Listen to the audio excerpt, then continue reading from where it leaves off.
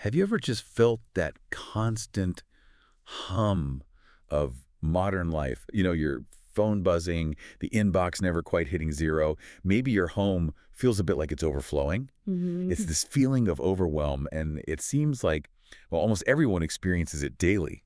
Digitally, physically, it's a real challenge. It really is more than just a feeling, isn't it? We're surrounded by devices, constant connection.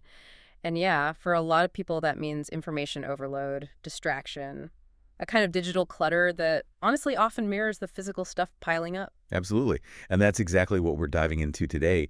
We're looking at minimalism as this powerful, intentional way to respond to all that noise. Right. And we're not talking just stark white rooms or depriving yourself. It's more of a philosophy, really, a deliberate path to maybe a more meaningful, focused life. Yeah, our goal here is to really unpack what minimalism actually means. We'll look at its roots, which are surprisingly ancient, believe it or not, Oh, interesting. and explore the real benefits for your mind, your finances, even the planet.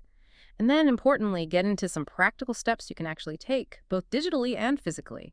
We've gathered insights from quite a few different sources to give you a solid picture. Okay, let's dive in. So when you hear minimalism, yeah, maybe you picture that very clean aesthetic, not much stuff. But it seems like it's way more than that. Let's start with something super relevant right now. Digital minimalism. Right. So digital minimalism, according to our source, Lark, it's really a philosophy about using technology mindfully, intentionally. Okay. The main idea is to deliberately cut out the non-essential digital distractions. Why? So you can focus your energy on things that genuinely add value and meaning to your life. So it's different from general minimalism because it's specifically tackling that constant flood of digital content, notifications, apps, all that stuff. Exactly. Lark points out it directly addresses that inundation that can really tank our productivity and just general well-being. It's not about ditching tech altogether then. Not necessarily. It's about building a purposeful relationship with it. Lark stresses essentialism, intentionality, basically. You taking control of your tools, not the other way around. Makes sense.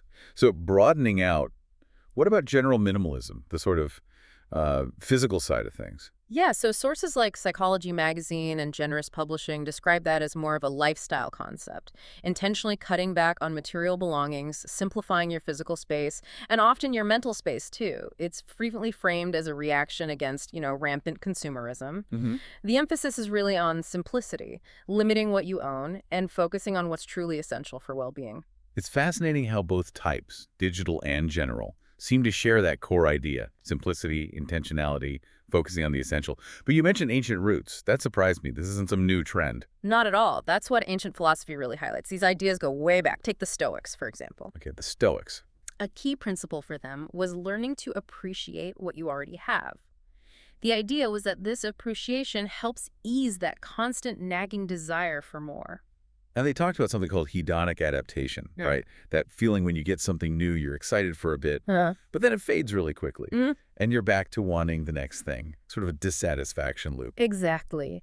And to fight that, the Stoics practiced something called negative visualization. So intense. It kind of is. They'd intentionally imagine losing things they cherished: family, health, money. The point wasn't to be morbid, but to foster intense gratitude for what they currently had by contemplating its absence. Wow. There's a great quote from Marcus Aurelius on this. "Do not indulge in dreams of having what you have not, but reckon up the chief of the blessings you do possess, and then thankfully remember how you would crave for them if they were not yours." That really makes you stop and think, doesn't it? How much we just take for granted.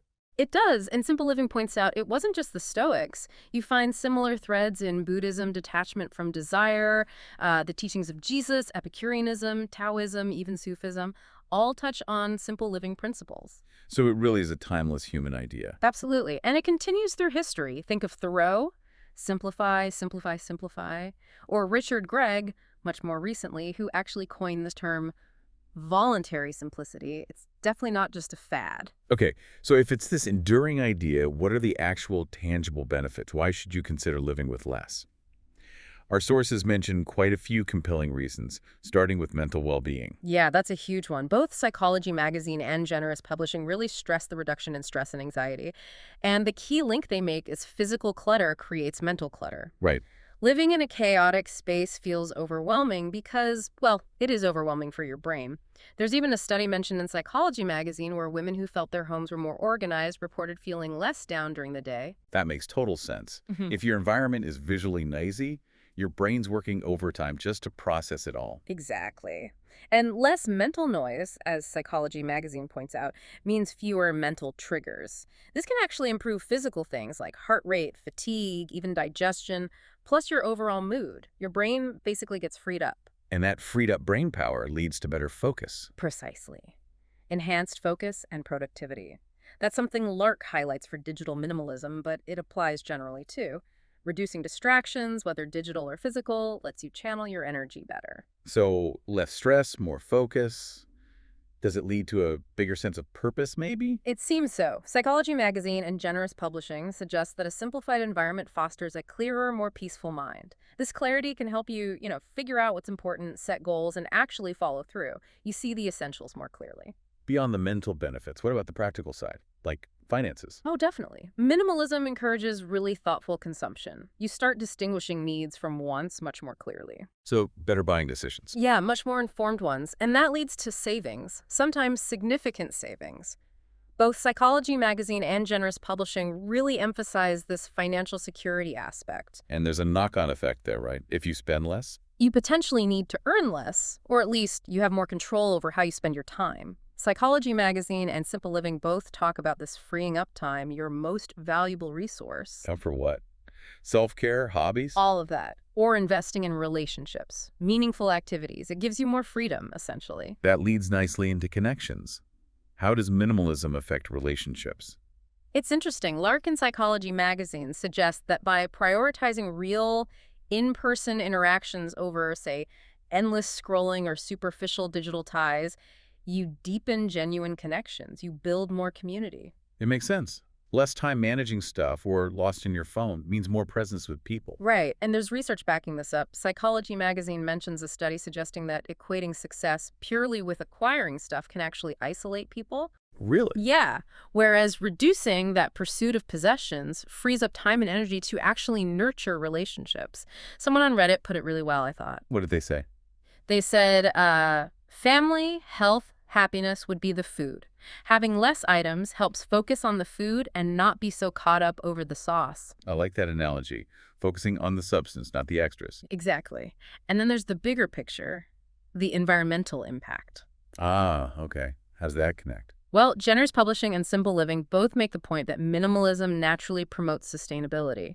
Less consumption means less waste. Obvious when you think about it. Hmm. Fewer resources used, lower carbon footprint. Precisely. Generous publishing gives examples like fashion challenges. You heard of Project 333. Vaguely, yeah. Yeah. Limiting your wardrobe. Right, 33 items for 3 months, or even more extreme, 6 items challenges.